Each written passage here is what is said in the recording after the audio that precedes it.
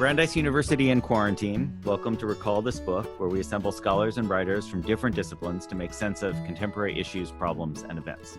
Today, as usual, your hosts are me, John Plotz, and my brilliant colleague and friend, Elizabeth Ferry. And our topic today is the long history of the racialization of policing in the United States. And so one of our guests today is also here at Quarantined Brandeis, Dan Kreider, professor of politics and an expert on the racial politics of policing in America. His publications include a 2000 book, Divided Arsenal, Race and the American State During World War II. And he has active research projects ongoing on this topic that I think we'll probably hear about today. So Dan, welcome. It's really great to have you. And our other guest, David Cunningham, chair of sociology at Washington University of St. Louis, taught at Brandeis for many years. So he's a virtual Brandesian, I guess. I'm a huge fan, for example, of his 2012. Virtual Brandesian. Virtually a virtual Brandesian, yeah. And a virtuous one to boot. I'm a huge fan of his 2012 Klansville, USA, The Rise and Fall of the Civil Rights Era Ku Klux Klan. And his ongoing research includes the organization and enforcement of segregation under Jim Crow, enduring legacies of racist violence, policing of organized white supremacy, and also, and I think this is germane for our attempt to establish a bridge over 50 years, he's also interested in the recent wave of conflicts around Confederate monuments and other sites of contested memory. So, David, welcome back to Brandeis. So you guys, we asked you here to explore this, massive topic at a moment, obviously, of upheaval and a moment that will have already changed between the time that we're taping this conversation in early June and when it comes on the air. So let me just ask you like an easy question to start off. Let's talk about the origins of police and police forces and policing in the United States. Is there a distinctly American story, one that's based in race and slavery, or is it a story that's, the rise of police and policing in the industrialized first world? So, yeah. I see Dan pointing at Dave, so. I would say that in many ways, this is a distinctly American story, but with overlap to other colonial states and various nations in that sense. I think the two main models that lead to the origins of policing in the US, in the North, we tend to see policing as emerging as pseudo-organized militias in effect. So moving out of a more civic model where policing was community-based in a literal sense and didn't have necessarily direct state capacity. It was an effort to kind of rein in that impetus and tie it directly to the state. And in the South, that same impetus was organized around enslavement. And so the idea of the slave patrols leading into the origins of policing regionally, it was certainly true. And so especially in the South, but also in the North, we do see this direct relationship between race and racial control and the very origins of policing in the US. Cool. Dan, is there anything you'd like to add to that, or? I think that's quite right. And I guess I would also just scale back even further to note that our constitutional system said nothing about policing, and it basically allowed our kind of infinite number of political localities to invent appropriate modes of social control that fit local political economies. So we really have an extraordinary patchwork of decentralized local stories that are kind of reflective of local social formation. So this is a country that is pretty much on the extreme end of decentralized policing. And what it's allowed for is a great deal of variation and distinctiveness in terms of local police forces who are all, I think, attempting to exert social control over what turned out to be a kind of rapacious capitalism that created really deep structures of inequality. And how localities worked out that problem over the decades are very distinctive, I think.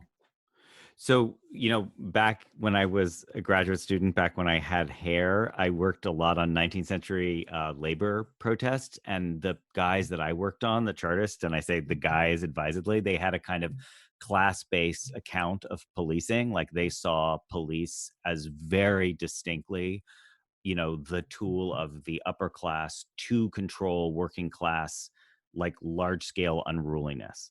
Is that, I guess the question is something like, Dave, I take you made a point about distinguishing the North and the South.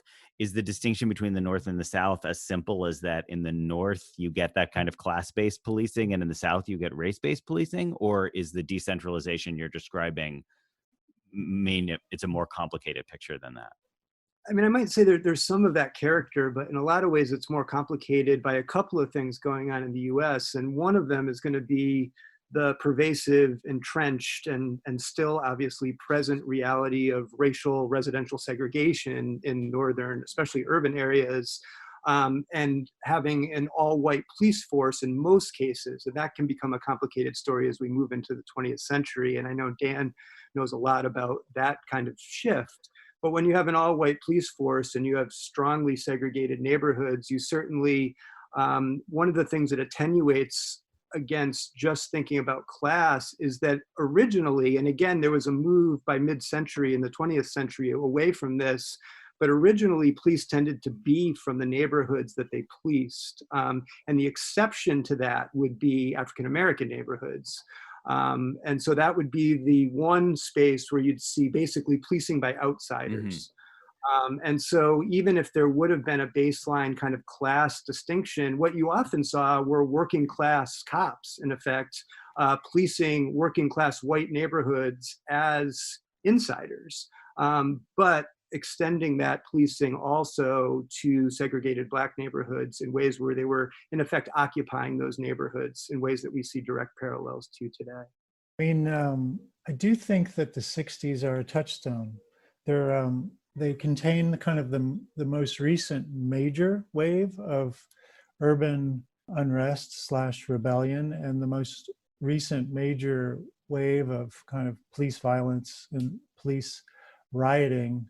And so for me, it's just interesting to look back at the late 60s and to look back at the way that the federal government in particular tried to understand them. I've had another look at the Kerner Commission report that was launched in 1967. And I think what strikes me actually are the number of really significant differences between that phase of social conflict and the current one. And so, but again, we don't see these kinds of major waves very often in American political history. What we're seeing now is, distinctive in the sense that we're seeing simultaneous demonstrations across scores of American cities, maybe even hundreds of American cities, large and small. Yeah. That's not what we saw in the 1960s. They're relatively peaceful and nonviolent. They are political demonstrations. They tend not to be creating a great deal of property damage, which was so characteristic of the social conflict in the late 1960s. As many people have pointed out, they also include much more mixed populations in terms of race and ethnicity, that these are multiracial crowds, and they have political motives and political claims and political concrete demands. And to me, they are much more sophisticated as political organizations. And so, so I'm struck by how sophisticated they are politically and the promise that carries for actual real reform. I wonder if it seems also that, and this is just my own impression and not a scholarly observation, but it seems not only that the protests are more widespread and more multiracial, but they're also protests in places that are almost entirely white about Black Lives Matter, right? And that seems very different, right? That, you can imagine, you can see at least some moments within the 60s, where there are kind of cross-racial alliances, even if those don't, break down probably because white people, when it really push comes to shove, they back off, right? Or they don't follow through. But I don't know that you saw, or it seems like you didn't see, rural, California towns and, little, Lexington, Massachusetts and other places like that having a lot of protests. So That seems very, very different. The pervasiveness of these across these kinds of communities, I find really amazing, and I appreciate Dan mentioning it that way as well, because it's heartening to see on the one hand, but really jarring. You know, there are places, and I don't need to name the specific ones, but St. Louis is certainly an area where the city is heavily African American. The counties have grown up to basically dwarf the city in population. So the metro St. Louis area, the city is probably about 10% of the overall population. So it's really dwarfed by the surrounding suburbs and kind of more rural exurbs beyond that. But some of those exurban areas are, you know, really seen, you know, these are deep red areas and really seen as Trump country in a lot of ways. White flight would be a simple way to kind of think about why they've grown so quickly. And, you know, you really see them as conservative, almost hegemonically white areas. And, you know, just 2 days ago, there was a protest out in the county there, and there were 2,000 or 3,000 people there. A lot of the organizers had come from the city, but the crowd was largely white, but not sort of white, centrist, liberal. It was kind of white, what you'd see as conservative. And so the pervasiveness of this is really, really incredible. Well, so what do you guys, how do you guys interpret that? Like, I mean, does that have to do with media access to media that allows people to see stories that aren't direct impact on their lives, but nonetheless sort of speak to their conception of what the country should be doing? Is it, I don't know, what, you know, what's Everyone's really bored of staying inside. Maybe. I mean, I think, gosh, it's such a complicated phenomenon and we're really sort of at the front end of it, I think. So I'm really hesitant to draw too many conclusions about it. But I guess I do think that that the movement for Black Lives over the last 6-7 years has made a substantial progress in focusing attention on this issue, and have done so in a kind of consistent and consistent and coherent way. The other thing is that, you know, we've simply not improved very much of the chronic problem of police violence. And so these incidents are recurring in almost a regular fashion.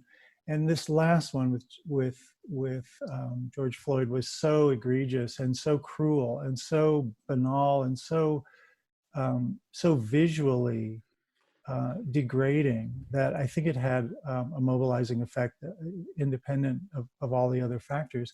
And then the last thing I would point to is I do think there is a really major role that Trump has played in kind of creating the conditions that have brought this forth on sort of both sides of the coin. That is in essentially rolling back Obama era Department of Justice oversight on the one hand, in using inflammatory rhetoric and hateful rhetoric in ways that have made racial hatred more permissible, but also in kind of stoking, I think, a counter movement among Black Americans and sympathetic white Americans to demand some decent fairness in the way that police deal with minorities in American cities. David, I'm not sure what you think about this. I would certainly agree with what you're saying about the Trump effect in this case. And, you know, I've always seen it as, we think about Trump as a polarizing figure, literally, when we think about the electorate. And that's usually what we think of as people who might have been closer to the center have moved, you know, sharply rightward. But the other thing that's happened as part of that dynamic is it's taken away kind of the pressure valve of the middle. You know, one could imagine in almost any other time, if we have even the exceptionally degrading event, as you mentioned, with the George Floyd killing, to have a national leader step in and basically chart a middle path, like to condemn the act and to say something that might be palatable to a broad section of the middle, that would create a whole different dynamic here. And when in the absence of that, basically everyone has to take a position. You know, this is not the sort of event where you can kind of sit back and be neutral. And basically Trump's taken away the entire middle ground. You're either going to be unwilling to say that this is problematic, or you're going to be saying Black Lives Matter, which is something that a lot of these people probably would not be saying given a more centrist alternative. It really comes down to local municipalities and local leaders trying to rein in police. Mhm. And what we see locally that is not as present when you think of national level levers are the strength of police unions, which are just really dominate local politics in a lot of places. The New York Times just yesterday had a big front page story about the power of police unions. St. Louis, it's really amazing where the police union is basically, it's become a mouthpiece for an exaggerated Trump-like rhetoric in every sort of fashion, to the extent to which there is a parallel police union called the Ethical Society of Police that largely represents African-American officers in the city. You know, it's not explicitly racialized, but basically they're very clear that they support civil rights and police acting in a way that preserves civil rights. And so But are they a what you see union too, David? Or are you saying they're not? are- So yeah, you can so there join are either union depending on. join one or the other. I guess presumably you could join both, but they're really oppositional to each other. And I just recommend, follow these two groups on Twitter because they go after each other. The Ethical Society will come flat out and say that the police union is racist in St. Louis, and they'll have all this evidence to back that up. And so not only are these dual unions, they're explicitly and publicly in opposition to each other. But the issue is that the main longstanding union here has a lot of power and influence in a lobbying sense and in a pressure sense over local political leaders. And so when you don't have a Department of Justice who can kind of come in and create a counterbalance, it's really difficult to rein in the police in the presence of the unions.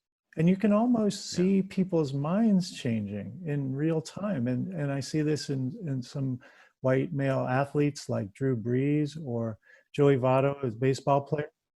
Right. Yeah. The NFL is an interesting Yeah. place to look for sure.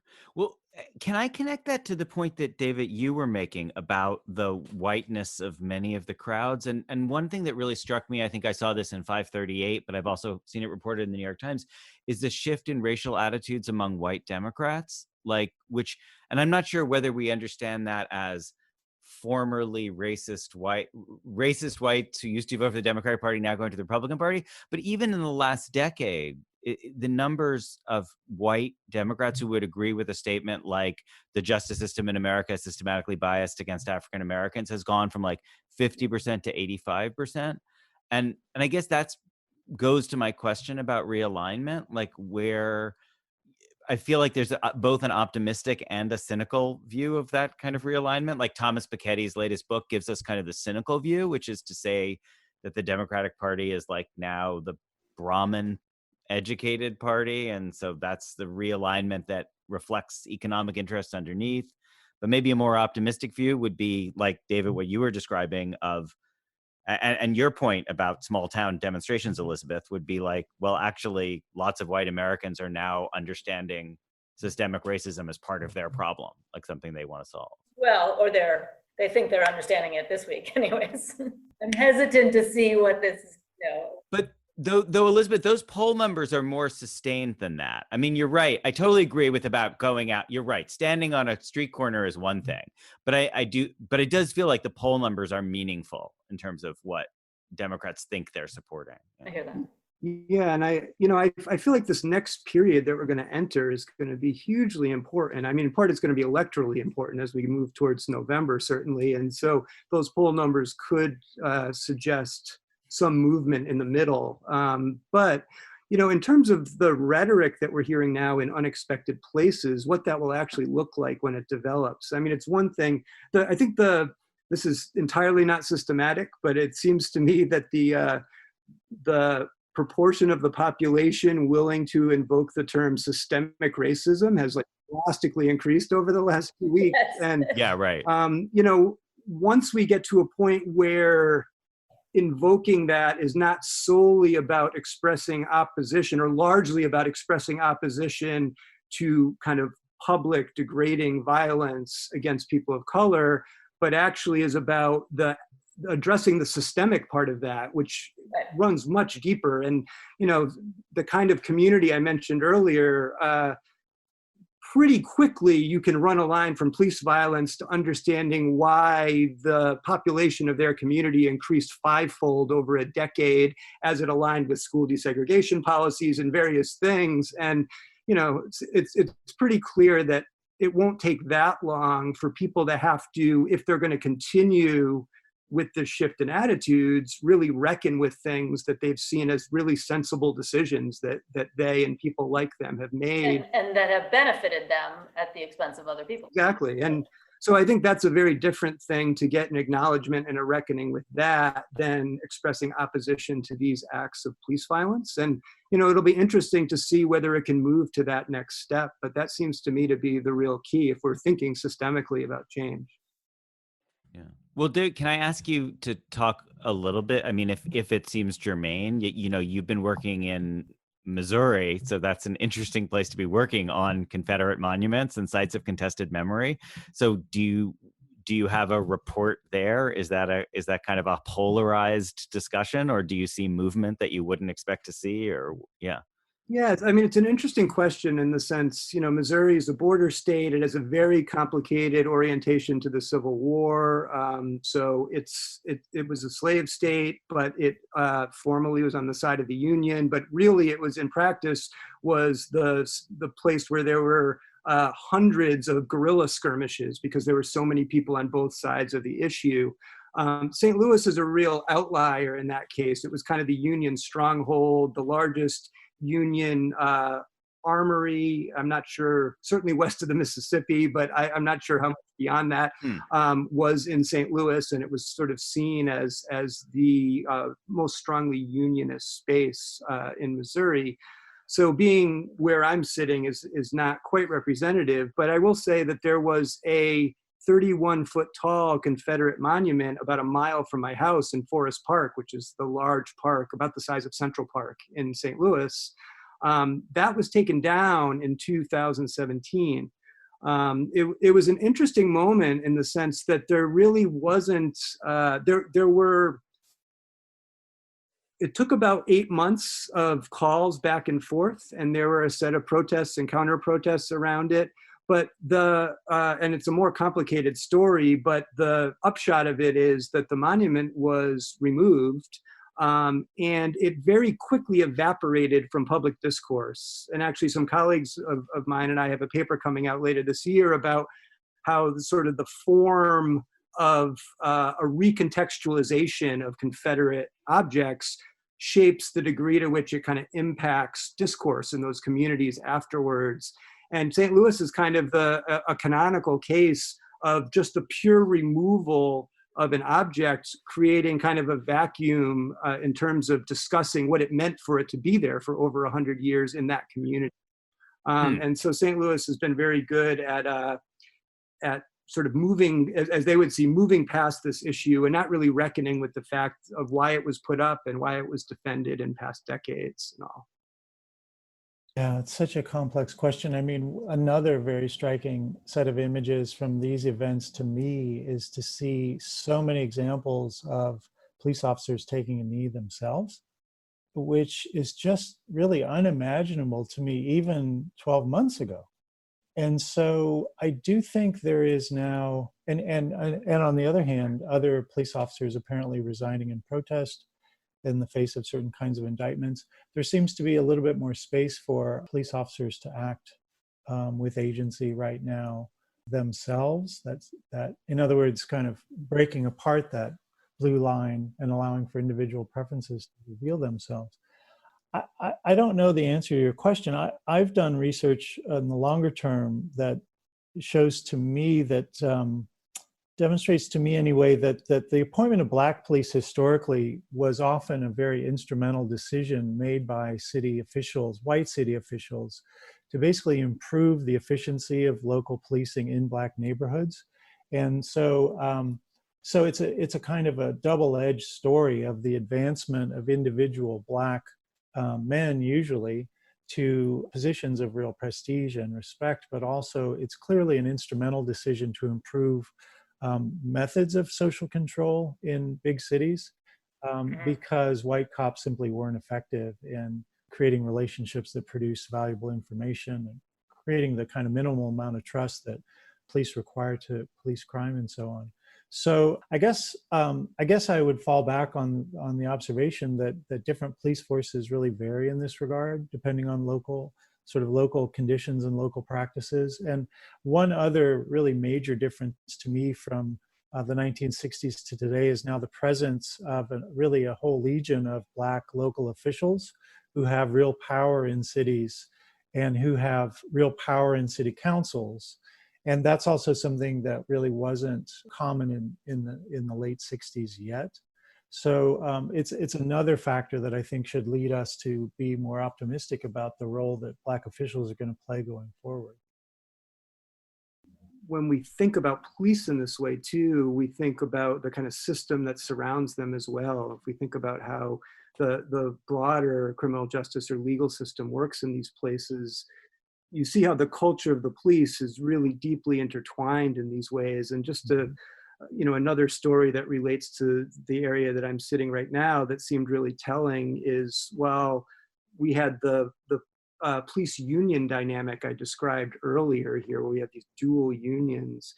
St. Louis was also part of the movement from 2018 to elect predominantly women of color, predominantly Black women, into really influential city attorney positions. And exactly, and the analog here would be Kimberly Gardner, who was elected in St. Louis here, and then Wesley Bell, who was elected in the county. And so Wesley Bell defeated Bob McCullough, and why people remember Bob McCullough was he was the attorney involved in all of the grand jury proceedings around Ferguson and the murder of Michael Brown. And so he had an absolutely notorious reputation nationally as well as in this area. He also has a very complicated personal story where his father had been a longtime cop in St. Louis and was killed on duty while being on duty. So he had this family story that was really about thinking about police violence from the other side as it related to his father. So it was a really complicated story, but Wesley Bell, through amazing organizing efforts, predominantly in the African-American community, defeats him in 2018. What we see under that, though, is his office of almost entirely white attorneys in his office leave the current county union and join the predominantly white St. Louis City Police Union that I mentioned earlier after Wesley Bell comes in. And so you see this idea of what is the culture of this office? Who do they see as representing them and who do they see themselves as representing? And then who do they want to be their protectors when something happens? And so I feel like that, while not a police story, is really important because we see this whole interconnected web and these levers of power, the police being one of them, but we also see how involved and complicated it becomes, and how entrenched a culture can be even when individual personnel can shift in and out of these places. Yeah, thanks. That's a great point to maybe pivot to recallable books, because that really helps us see, how important it is to pan back out from any one sort of shard at the moment. Appreciate that. So can I ask you guys, recallable books is the segment in our show where we talk about other things that, if this is the sort of conversation you like to hear, what are the books that you would want to read that would allow you to sort of continue to think this through? So I don't know, David, do you want to start us off? Sure. I can start because I think it follows pretty closely to the point that I was just making. And the historian at Harvard, Walter Johnson, just released a book about a month ago called The Broken Heart of America. It's very much about St. Louis. The subtitle is St. Louis and the Violent History of the United States. But what Johnson really does is he uses St. Louis as a particular place where these lines that we see all over the country, especially in urban areas all over the country, are very, maybe exceptionally starkly drawn. So St. Louis becomes really a case that's emblematic of these dynamics that we see everywhere. But what I love about this book and what he does really effectively is he tells a story, and the police are not surprisingly really primary actors within the story, but he tells a story that is truly systemic, where he begins in the 18th century and moves through the history of St. Louis in a way where to understand the police or to understand the courts or any institution that we might pull out of here, what you realize is that it's all of this part of this broader constellation, and you can't isolate one aspect of it and say we're explaining what's going on. And so this book really wonderfully kind of builds that galaxy in a way that you see that interconnectedness. Awesome. Thank you so much. Dan? Well, for me, I guess my two ideas also deal with the problem of the broken heart of America, but in a different way. And I go back to James Baldwin and The Fire Next Time, and the first essay in The Fire Next Time. We as social scientists and historians are so analytically oriented, and we want to understand causes and effects. But Baldwin, I think, has always been to me someone who, even in the moment, which must have been so deeply hostile in ways we can't imagine, was able somehow to talk about, use words to talk about the humanity of Americans and African Americans in particular, and the broken heart of this nation in a way that I think is worth revisiting. And by extension, Ta-Nehisi Coates, his book, gosh, the title is now escaping Between the me. World and Me. Exactly, is a kind of updated version, takes the similar kind of essay form that he wrote for his son in this case. Those two seem to me to be really irreplaceable perspectives on remembering what this is really all about. That's great. Well, thank you guys so much. You've given us a ton to think about. I was so convinced we were going to solve the problem of race and American policing in this hour, but I guess we have to push it over. Maybe when we have you guys back, we can come back for the solution.